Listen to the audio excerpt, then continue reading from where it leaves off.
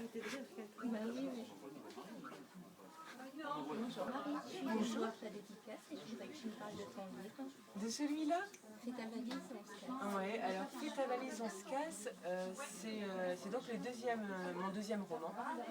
C'est l'histoire de deux sœurs qui abordent la retraite. Et c'est deux sœurs que tout a éloignées sans qu'il se soit passé d'événements majeurs. Mais elles n'ont pas fait les mêmes choix, elles n'appartiennent pas au même monde, selon l'une surtout. Et elles se retrouvent donc toutes les deux à aborder avec 1 ou 2 ans d'écart ce cap de la retraite. Et on fait quoi après? Donc elles ont des vies différentes, elles se voient en de rares occasions comme les anniversaires, des trucs où on se sent un petit peu obligé.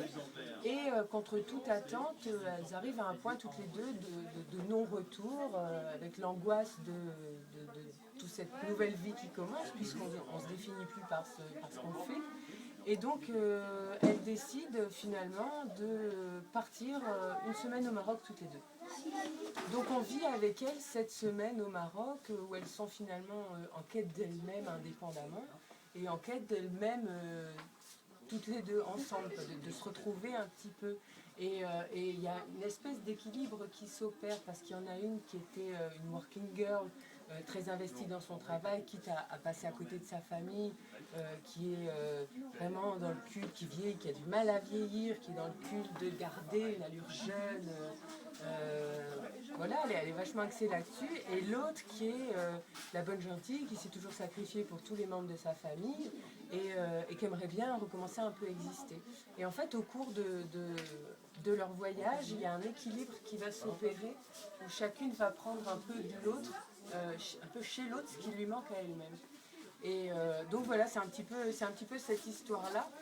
Le ton est léger parce que c'est quelque chose que moi j'aime beaucoup. Enfin, c'est assez léger, des chapitres qui sont courts, des phrases courtes aussi. J'aime bien aller plutôt rapidement à l'essentiel, être dans le sentiment, dans l'émotion. Et donc c'est un ton léger, voire drôle, sans prétention. Disons qu'en tout cas j'essaye d'être drôle. Et même pour aborder les choses plus profondes, voilà, j'essaie de rester légère, de voir la vie du bon côté. C'est ce que j'avais essayé de faire dans le premier. J'ai vraiment cette volonté que les gens passent un bon moment et que ce soit divertissant, même si on aborde parfois les choses qui font du mal ou qui font peur, ou voilà, les choses un petit peu plus profondes de son soi-même jeu. Et donc voilà, c'est une invitation au voyage en compagnie de ces deux femmes-là. Voilà. Et donc j'ai commencé, c'est mon deuxième roman, j'ai commencé avec La vie en Rosalie, presque sans le faire exprès finalement, dans la mesure où je me suis pas dit je vais écrire, ça y est, je vais me mettre à l'écriture. C'est un moment de ma vie où j'avais du temps. Et donc Rosalie, c'est une femme de notre génération qui a plusieurs enfants, qui a 3 enfants de pères différents.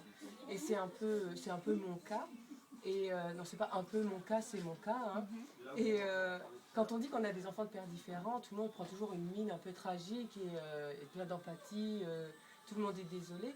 Et j'avais le besoin de crier quelque part que ça n'empêchait personne d'être heureux. Enfin, moi personnellement je le vis très bien et je suis très heureuse avec mes enfants, on déborde de bonheur et c'était ça le plus important. Donc j'ai commencé Rosalie comme ça, sans savoir, ça aurait pu faire 20 pages, ça aurait pu, voilà, ça aurait pu être juste juste une feuille, un A4, mais finalement je me suis laissée embarquer par l'histoire, par les personnages, par l'envie soudaine et inattendue d'écrire. Et donc je me suis promenée un petit peu dans sa vie, la vie de cette jeune femme qui est d'une maladresse sans nom, mais qui voit toujours le verre à moitié plein, quoi. Jamais à moitié vide. C'est une grande optimiste et j'essaye toujours de conserver ce truc-là, quoi. L'optimisme, un peu que ce soit divertissant, un peu léger et qu'on passe un bon moment finalement, quoi. Voilà, je pense que j'ai tout dit. Il me semble, oui. Vous êtes En tout satisfait? cas, ça donne envie de les lire. C'est formidable, alors j'ai envie de dire mission accomplie.